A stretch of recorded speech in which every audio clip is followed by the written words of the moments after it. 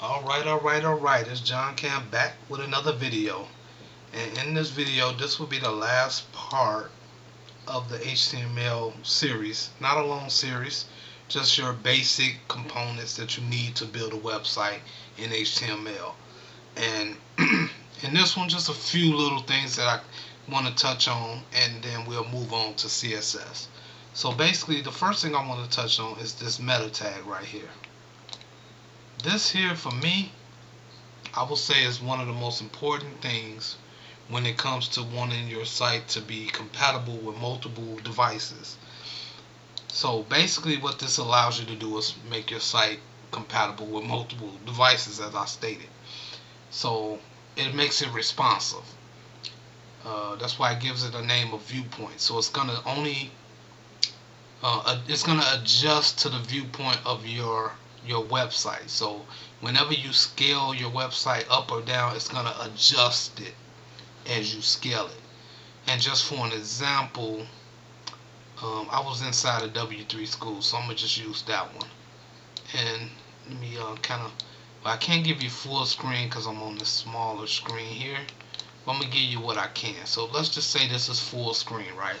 And as you adjust it, it's going to adjust to the size of the screen. You see what I mean? And it allows everything to stay into the screen and adjust accordingly as you scale it. See how the words are moving with the viewpoint? Everything is moving together. It's not, getting sloppy or anything like that. As opposed to, I got a site, let me see, like the site I was using before. Let me see if I can pull it up. Here it is, right here actually. And click here. Let's see if it's gonna pop up. I guess it don't want to. Oh no, that's my site. Well, my site is responsible. Actually, this is my old site. Oh wow, okay. Yeah, that's the old one. I'm not even using that one. Anyways, we're not even gonna show you. Understand what I mean? So pretty much it's just gonna respond to the viewpoint of the screen, just like this. It's responding to the viewpoint of the screen. So that's what that does. Now here, I want to also talk about commenting your work. Now sometimes you may need to comment your work so the next person know what it is. And the way you do that is you want to use a greater than and less than sign, of course, just like anything else. So it's like another tag.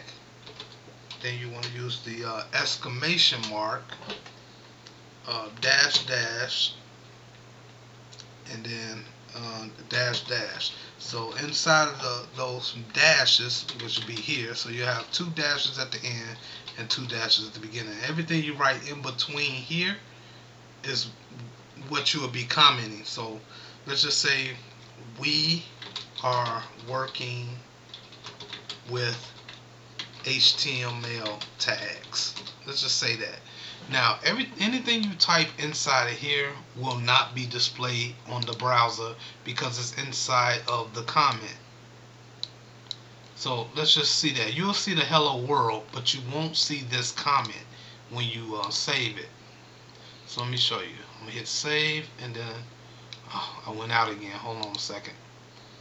And we're gonna reopen up the browser here, and we see hello world, but we do not see what we wrote here. We are working with HTML tags. And if you wanted to see that, of course, you would just have to use a tag, either H1 or a P tag or whatever tag you want to use. But you can also comment out these as well. Like say you want to comment this out. You do the same thing. You use the less than with the apostrophe, or not, exclamation, I'm sorry, and then two dashes, and then at the end do the same thing here. Two dashes and greater than symbol, and then that you see how it grays it out. That lets you know that it has been commented. So now we only gonna see this hello world. We won't be able to see this hello world because we commented out of the browser. although it's still there, you won't be able to see it because it is now gone. Now say you want to do multiple things inside of one comment. Instead of doing it with the exclamation and this less than and greater than, what you would do is, I think you do it this, no, you do it the same way. So basically, let's just get rid of this one, hit cut, and then we get rid of this one and cut. And now that will also gray out all of it because you're putting it right here and then you're putting it at the end of that one. And when you save, you still won't see it there. Alright, so that's how you comment on your browser and just let somebody know what what you're doing and what this is, what because in certain places there's going to be times where you may need to use a comment to just tell somebody what this section is and what it's doing. Mostly I will use it in CSS, but sometimes you may need to use it in HTML. Also, another thing that's not really, I'm pretty sure not many people talk about, but there is a kind of a symbol HTML tag, in a sense, that all you have to do is use the and symbol, and then, well, on brackets, as you can see, it's going to show multiple and symbols, and there's a lot of them. Like I said, you got the hashtag, the money sign. If you hit save and hit refresh, you'll see a hashtag here. It has a lot, but the main one I use mostly is probably just the and copy one, which is your copyright symbol. I got two of those. Save, and then you'll see your copyright symbol. I mean, there's a lot of them. I'm not going to go through all of them because I don't even use it, but just so you know, just to give you an idea of what's out there. It's a lot of it out there. You see? And I'm just typing in a random letter just to see what's there. But there are a lot of symbols that you can use. But in most cases you may not even use this. But just wanted to show you that. It was something else I wanted to show you. I'm trying to remember. I think we good though. I think that's it for now.